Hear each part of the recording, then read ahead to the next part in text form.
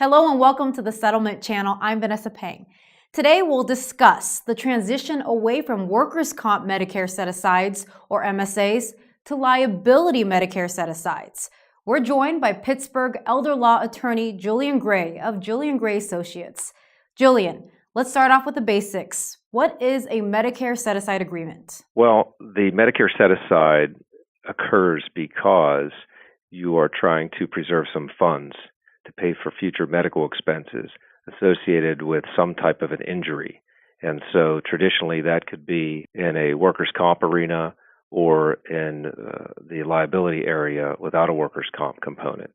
And so really the concept is that when someone's injured, they're going to be paid money that is supposed to be used to be the primary funding source to pay, for those future injuries and the needs for that person. So as we mentioned on the top of the show, MSAs are being considered in other areas outside of the workers' comp arena? Well, anytime a person is likely to utilize Medicare as their primary insurer in the future, they really need to consider Medicare's interest. And that topic is somewhat nebulous in its implementation right now in this country, because historically, the Medicare Secondary Payer Act requires people who are involved in a workers' compensation claim to deal with Medicare. And that's pretty cut and dry. But what we're seeing evolving now over the past several years is that Medicare has been indicating that they will now be looking at these cases outside of just the workers' comp area. And so that means people in motor vehicle accidents and medical malpractice cases, which are probably the top two types of cases where we would see this being an issue. Julian, why has there been this transition to liability MSAs? I understand it may have to do with the possible rule changes from the Centers for Medicare and Medicaid Services. Well, what we're seeing happening now is that plaintiffs' attorneys are negotiating settlements, or maybe a verdict is received in a very small number of cases, and defense counsel or insurance companies who are going to be paying these claims are now getting a little nervous about the fact that CMS is making rumblings that there could be monetary penalties, there could be liability to people involved in the case, meaning counsel on both sides, as well as the possible declining of Medicare eligibility for future care. And so that's got everyone's attention in this area, where they're starting to realize, hey, we better take a look at what Medicare's interests are and whether we should be setting aside some money out of this settlement for this injured person for future injury-related care costs. Where we are in this country right now is that nobody really knows what the final rules will be by CMS, which we're anticipating sometime in 2017. So everyone's just looking at the workers' comp rules and saying, well, this is the best information that we have right now, and so we're just going to go with this. So that's a pretty common theme that we're seeing around the country.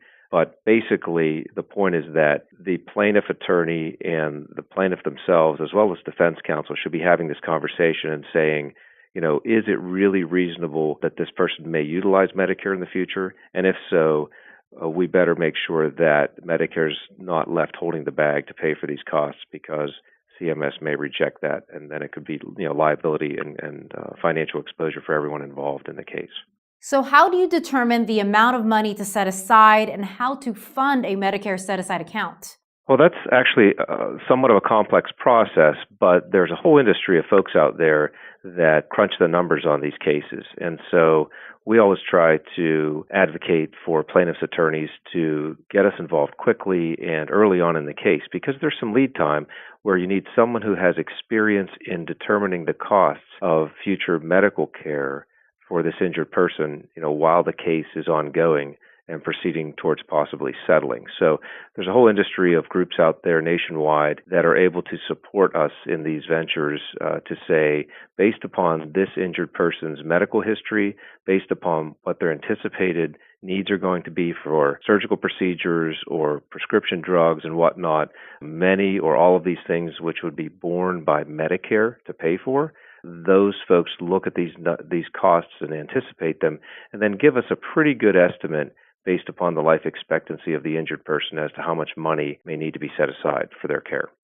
Funding a Medicare set-aside account, that's another issue that I think folks in this area need to be aware of. It used to be a knee-jerk reaction because of the workers' comp rules that people would fund these Medicare set-aside accounts with either cash or a structured settlement annuity. And for liability Medicare set-asides, right now we have absolutely no guidelines as to how to fund these MSAs. CMS has given no information on the type of investment vehicle that needs to be used. And so there are a lot of more sophisticated techniques that can be utilized versus just cash or a structure. So I think it's important that as we move towards true regulation of liability Medicare set-asides, that people take a look at what are the funding options versus just cash or a structure. As you mentioned, Julian, it's a complex process. So would you recommend a person considering an MSA account seek out a professional MSA administrator? There's so many factors going on here, and a person who's trained to understand not just Medicare set-asides, but the interrelationship between multiple programs that a person with a long-term disability needs to coordinate properly.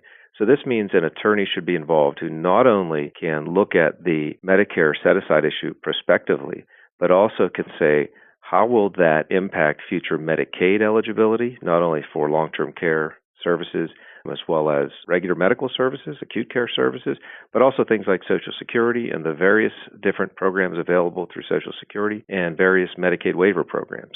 So it's really important that you get out in front of this stuff ahead of time so that you're not making decisions at the very last minute during a mediation or on the courthouse steps, so to speak, without having investigated all of these options for the plaintiff.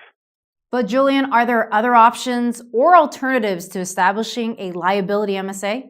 Many people who are concerned about Medicare set-asides, and I don't know if we went over this specifically, but the guidelines that are being used in workers' comp are that if it's anticipated that the person will enroll in Medicare within the next 30 months, or obviously if they're already in Medicare, and the amount of settlement or verdict is in excess of $250,000, then most folks generally agree that we need to be looking at Medicare set-aside analysis in this case.